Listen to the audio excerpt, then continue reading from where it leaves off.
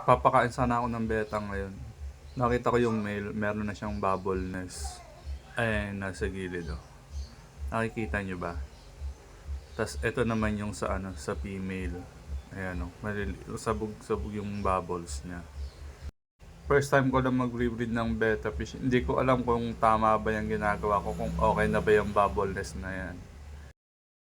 Ayan, nag-set up na ako ng breeder tank nila. Ginaya ko lang yung napanood ko sa YouTube. Napaka-simple lang. Naglagay ako ng talisay leaves, tapos kurot na asin, tsaka supot ng yelo. Bubble wrap sana yan, kaso wala akong bubble wrap, kaya supot ng yelo na lang. Diyan niya ilalagay yung magiging egg nila. Pairing daw yung tawag sa ganyang stage.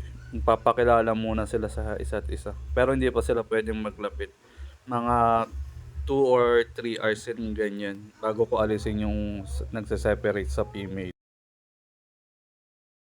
First time lang tong gagawin ko na to, mga lods. Sana maging successful. 'Di ba? Para dumami sila. Sana mapadami ko sila.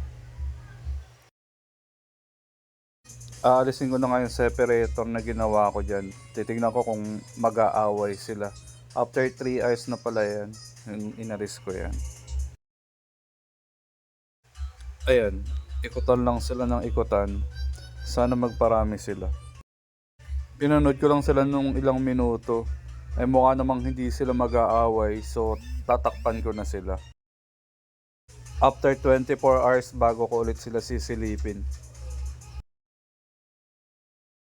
Sana maging positive yung result nitong unang subok.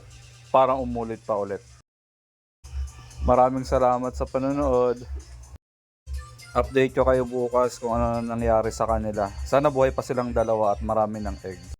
Yun lang, bye bye.